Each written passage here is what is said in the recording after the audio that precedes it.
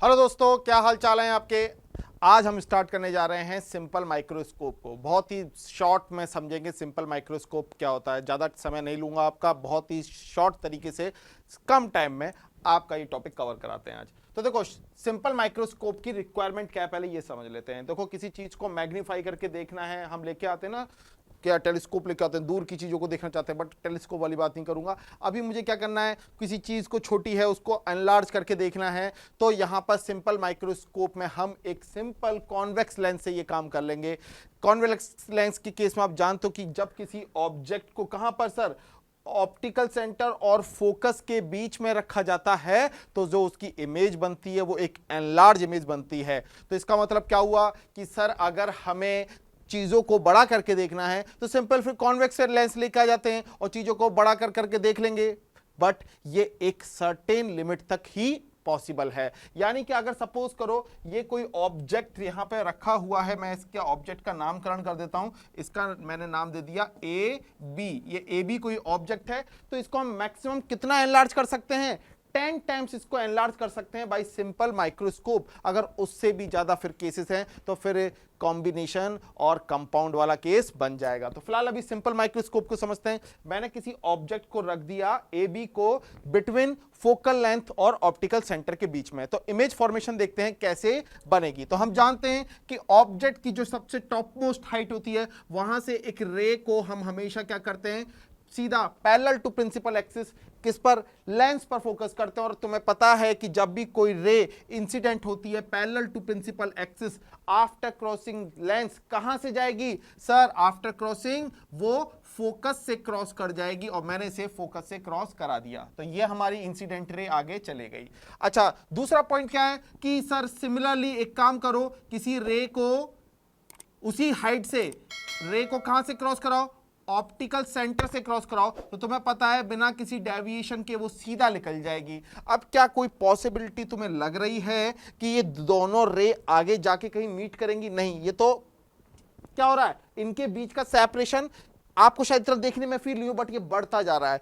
But अब एक काम करते हैं, इन दोनों रे को पीछे की तरफ एक्सटेंड करके देखते हैं। तो देखो, मैंने dot dot dot dot dot dot बना के ये पीछे की तरफ एक्सटेंड कर दिया और इस रे को पीछे की तरफ एक्सटेंड कर दिया, तो ये डेफिनेटली एक पॉइंट पे जाके मीट कर रही हैं। यानी कि ये वो डिस्टेंस आ गई जहां पे हमें क्या मिल रही है, इमेज की, सॉरी ऑब्जेक्ट की इमेज हमें मिल रही है। अब ये जो एक नई पोजीशन है जिसे मैं बोल दूंगा ए डैश बी डैश, ये क्या मिल गया मुझे, ऑब्जेक्ट की इमेज मिल चुकी है। सपोज करो ऑब्जेक्ट की हाइट थी एच ओ, तो इमेज की हाइट हम क्या कंसीडर करके चलेंगे, H I, H O and H I. अब यहां से फिर थोड़ा सा इसका कैलकुलेशन वाला पार्ट समझते हैं। तो देखो, इमेज फॉर्मेशन तो देख ली, छोटी से बड़ी इमेज बन रही है ना। अब यहां से थोड़ा कैलकुलेशन वाले पार्ट पे काम करते हैं। कैलकुलेशन कैसे करें, तो देखो माइक्रोस्कोप का जो मैग्नीफाइंग पावर होता है, जिसे हम एंगुलर पावर भी बोल देते हैं।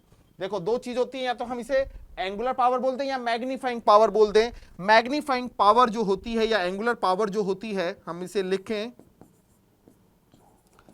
एंगुलर पावर, ये कितना होती है सर, या फिर किससे डिनोट करते हैं वो भी देख लेते हैं। Angular power is denoted by M, और ये होता है सर बीटा अपॉन अल्फा। अब बात आती है ना, तो अल्फा कहीं डायग्राम में दिखाई दे रहा है, तो अल्फा है क्या, अल्फा है क्या, अल्फा बनाते हैं सर। अब बीटा अल्फा कैसे बनेंगे, ये चीज बड़ा इंपॉर्टेंट है। तो एक काम करो, इमेज की जो हाइट है, इमेज की जो हाइट है, उस हाइट से एक लाइन ड्रॉ करो, एक लाइन ड्रॉ करो जो ऑप्टिकल सेंटर पे जाके मीट करे, एक लाइन ड्रॉ करो जो ऑप्टिकल सेंटर पे जाके मीट करे, और ये जो एंगल होगा इसे मैंने बोल दिया बीटा। ठीक है, अब अल्फा कौन सा एंगल है, तो अल्फा के लिए सर बोला गया कि एक काम करो, वापस से जहां पे ऑब्जेक्ट रखा हुआ है उसकी जो टॉप मोस्ट हाइट है, वहां से वापस से अगेन एक लाइन ड्रॉ करो जो ऑप्टिकल सेंटर पे जाके मीट करे, और वो जो पॉइंट होगा उसे हम बोलेंगे अल्फा। तो इस हिसाब से आपको दिख रहा है कि ये दोनों लाइन एक दूसरे पर कोइंसाइड कर रही है, और मेरा जो अल्फा है वो बीटा के बराबर आ रहा है। और अल्फा अगर बीटा के बराबर आ रहा है तो इसका मतलब जो मैग्नीफाइंग पावर है एम है वो कितनी आनी चाहिए, 1 आनी चाहिए, क्योंकि m equal to beta upon alpha है, तो m की वैल्यू 1 आनी चाहिए। बट m की वैल्यू 1 आने का मतलब क्या हुआ, अगर मैग्निफिकेशन किसी ऑब्जेक्ट या इमेज के रिस्पेक्ट में 1 आ रहा है तो इसका मतलब इमेज और ऑब्जेक्ट की हाइट सेम होनी चाहिए। अगर m इज ग्रेटर देन 1 होता है तो हम बोलते हैं इमेज एनलार्ज बनती है, और m इज लेस देन 1 होता है तो हम बोलते हैं इमेज डिमिनिश्ड यानी छोटी साइज की बनती है, और इक्वल आने पे हम बोलते हैं सेम साइज की बनती है। तो m इक्वल टू 1 आ रहा है तो इसका मतलब इमेज की हाइट ऑब्जेक्ट की हाइट के बराबर होनी चाहिए। क्या प्रैक्टिकली आपको ऐसा दिख पा रहा है? क्या ऐसा हो रहा है? बिल्कुल नहीं हो रहा है। ए बी जो ऑब्जेक्ट था उसकी हाइट तो बहुत छोटी है कंपेयर टू इमेज की हाइट के रिस्पेक्ट में, यानी कि sir alpha equal to beta तो नहीं होगा। फिर क्या करें? तो अब यहां पर थोड़ा सा करना पड़ता है करेक्शन, और उस करेक्शन कैसे करते हैं उसके लिए हम एक वर्ड इंट्रोड्यूस करते हैं जिसे बोलते हैं लीस्ट डिस्टेंस। क्या बोलते हैं? Least distance. अब ये लीस्ट डिस्टेंस होती क्या है, कैसे इसे हम मेजर करते हैं? तो देखो, आई से हम अपने आई से जो क्लियर विजन देख सकते हैं, जहां तक हमारी आंख बिना स्ट्रेन के किसी चीज को देख पाती है, उसको हम लीस्ट डिस्टेंस बोलते हैं। और ये प्रैक्टिकली कितना कैलकुलेट करके चलते हैं? 25 सेंटीमीटर। तो अब हमें क्या करना है? हमें अपनी कैलकुलेशन के लिए सिंपल सा एक काम करना है। जब भी हम अल्फा एंगल कैलकुलेट करने जाएंगे तो ऑब्जेक्ट को हमेशा वहां पर इमेजिन करेंगे जहां पर हमें इमेज मिल रही है। वापस से सुन लो, हमें क्या करना है? जब भी अल्फा एंगल क्रिएट करना है तो ऑब्जेक्ट को हमेशा वहां पर इमेजिन करना है। कहां पर? जहां पर इमेज मिल रही है। इमेजिन कहां पर? जहां पर इमेज मिल रही हो। तो एक काम करो, ऑब्जेक्ट ये रहा, इसे पकड़ो, कहां पे लेके आ जाओ? यहां पॉइंट पे लेके आ जाओ, सेम हाइट के साथ। ठीक है सर, अब आपको ये ऑब्जेक्ट दिखाई दे रहा होगा, ये वाला। अच्छा, अब हमने वापस से बोला कि अल्फा वो एंगल है कि ऑब्जेक्ट की टॉप मोस्ट हाइट से एक लाइन ड्रॉ करो, एक रे इंसिडेंट करो। कहां पे? ऑप्टिकल सेंटर पे। तो देखो मैं अब रे इंसिडेंट कर रहा हूं ऑप्टिकल सेंटर पे। अब जो एंगल बन रहा है ये वाला, ये एंगल मेरा क्या है सर? ये एंगल मेरा अल्फा है। समझ में आ गई बात? ये एंगल मेरा अल्फा है। अब इस केस में साफ दिख रहा है अल्फा बीटा के इक्वल नहीं है, तो ये वाली कंडीशन तो रॉन्ग हो गई थी। बट इसको कैसे करेक्ट किया हमने? ऑब्जेक्ट को उठा के कहां पे प्लेस कर दिया? यहां पे प्लेस कर दिया। एक काम करो, इस पॉइंट को मान लो ये ए डैश है, तो इसको आप मान लो सी। अब हमारे पास पॉइंट आ गया ए डैश सी। ये हमारा ऑब्जेक्ट का एक क्या है? करेक्ट वर्जन है। हमें इसे करेक्ट किया है हमने अपनी कैलकुलेशन के लिए। तो अब चलो हम वापस से थोड़ा सा कैलकुलेशन में एंटर करते हैं। तो कैलकुलेशन में क्या क्या है पार्ट सर जानते हैं हम, कि जो हमारा मैग्नीफाइंग पावर है, मैं लिख देता हूं, m इक्वल टू हमने क्या लिखा है? m इक्वल टू हमने लिखा है beta upon alpha. But we know that, क्या सर हम जानते हैं जो हमें नहीं पता? मैं बताता हूं कि हमेशा जो ये एंगल क्रिएट किए जाते हैं जो आईज पर या लेंसेज पर, ये बहुत ही छोटे होते हैं, बहुत ही स्मॉल हो सकते हैं। और ऐसे जब एंगल स्मॉल हो तो हम बोल देते हैं कि sine theta become theta, tan theta become theta. Similarly मैं यहां बोल सकता हूं m इक्वल टू बीटा की जगह टेन बीटा, अल्फा की जगह टेन अल्फा। तो मैं बीटा अल्फा को रिप्लेस कर दूंगा बीटा टेन बीटा और टेन अल्फा से। Why? Because angles are very small. मैं लिख नहीं रहा है बात, बट मैं आपको समझा दे रहा हूं। ठीक है, अब ये जो वीडियो देखेंगे उन्हीं को ये पॉइंट समझ में आएगा अच्छे से। अब m equal to ten beta upon ten alpha आ गया। अब जरा डायग्राम पे चलते हैं यहाँ पे कि टेन बीटा टेन अल्फा कैसे कैलकुलेट करना है। तो यहीं पे मैं कैलकुलेट करके दिखाता हूं। सबसे पहले मैं अगर टेन बीटा लिखूं यहाँ पे, तो टेन बीटा की वैल्यू कितनी होगी जरा खुद देखो। टेन बीटा ये रहा वो बीटा एंगल, ये रहा वो बीटा एंगल। हाइट कितनी है सामने? A B. बेस कितना है? ओ ए। तो बीटा इक्वल टू कितना आ जाएगा sir? A B upon O A. ठीक है, सिमिलरली अगर मैं बोलूं कि सर टेन अल्फा मुझे कैलकुलेट करना है तो कितना हो जाएगा? डायग्राम देखो, ये वाला ट्रायंगल बनेगा तो क्या एंगल बनेगा?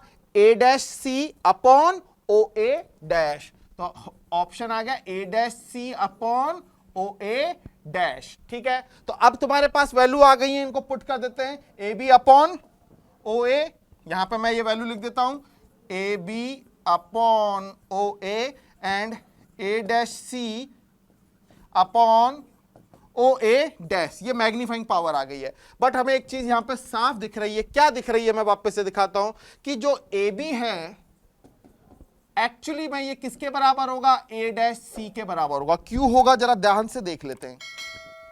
जरा खुद देखो, ए बी जो हाइट है ये ऑब्जेक्ट की हाइट के तो बराबर है, और ऑब्जेक्ट तो यहां पे मैंने प्लेस किया है, तो ए बी ए डैश सी के बराबर होगा। दैट्स वाई ये दोनों जो पैरामीटर हैं ये क्या होंगे, कैंसिल आउट हो जाएंगे, और फाइनली इक्वेशन क्या आएगी, एम इक्वल टू सॉल्व हो क्या आएगा, ओ ए डैश अपॉन ओ ए, है ना, ओ ए डैश अपॉन ओ ए। अब कहानी में ट्विस्ट आता है, कहानी में ट्विस्ट क्या है, ध्यान से देखना। देखो ओ ए है क्या, एक्चुअली में ओ ए है क्या, ओ ए तो ऑब्जेक्ट की सेंटर से, ऑप्टिकल सेंटर से दूरी है जिसे हम यू कंसीडर करते हैं, और ओ ए डैश क्या है, ये ऑब्जेक्ट की कौन सी दूरी है, इमेज की दूरी है जिसे हम v से कंसीडर करते हैं। बट मैंने क्या बोला था कि हम इस डिस्टेंस को कौन सी डिस्टेंस मान के चलेंगे, इसको हम लीस्ट डिस्टेंस मान के चलेंगे, यानी कि इसे d मान के चलेंगे। तो यानी कि सर अगर मैं यहां पर कैलकुलेशंस में डेटा पुट करूं तो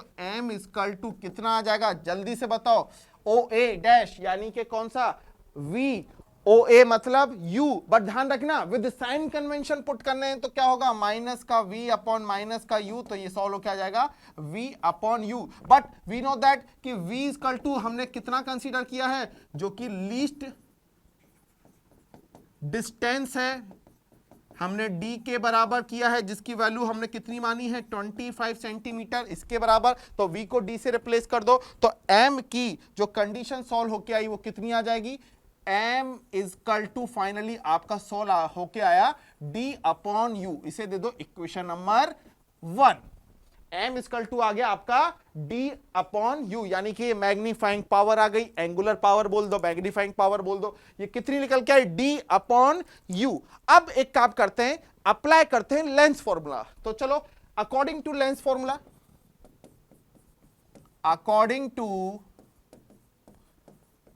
लेंस फॉर्मूला, लेंस फॉर्मूला क्या बोलता है सर, जल्दी से बता दो, कि 1 upon v minus 1 upon u equal to कितना होता है, 1 अपॉन f, है ना।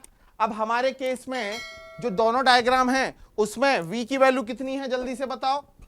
ये लेंस फॉर्मूला आ चुका है, हम जानते हैं हमने v कितना कंसीडर किया है, माइनस का d लीस्ट डिस्टेंस, u को हमने u ही कंसीडर किया है, but with sign convention minus का u पुट करेंगे। तो जरा इक्वेशन बना के वापस से चेक करते हैं, वैल्यू पुट करते हैं, 1 अपॉन माइनस का d माइनस का 1 अपॉन माइनस का u equal to 1 upon f, यानी कि इक्वेशन कुछ इस तरह से आई, 1 upon u equal to 1 upon f plus 1 upon d। और इसको और थोड़ा सा फर्दर सॉल्व करें तो क्या हो जाएगा, एलसीएम ले लेते हैं, तो f प्लस d अपॉन कितना आ जाएगा, f इंटू d। एक इक्वेशन हमारे पास आ चुकी है। अब एक काम करो, मल्टीप्लाई कर दो बोथ साइड, किससे मल्टीप्लाई कर दो, मल्टीप्लाई विद किसके साथ, लीस्ट डिस्टेंस d के साथ, both side, both side, both hard नहीं करना है, बोथ साइड मल्टीप्लाई करना है। तो क्या होगा सर, देखो इक्वेशन क्या है, 1 upon you equal to F plus D upon F into D. तो चलो सिंपल सा काम करना है, कितना हो जाएगा sir, d upon you equal to, देखो d से मल्टीप्लाई हो जाएगा f plus D upon F into D, तो d से d कैंसिल आउट हो जाएंगे, ये तो ये कैंसिल आउट हो जाएंगे, तो इक्वेशन आएगी d upon you equal to कितना sir, f plus D upon का f, है या ना। और d upon u from one equation, कहां है वन इक्वेशन, ये रही, देखो इक्वेशन 1 यहां पे बनाई है, m equal to d upon U होता है, तो ये d अपॉन यू किससे रिप्लेस हो जाएगा, from equation 1, from equation 1। Now I can right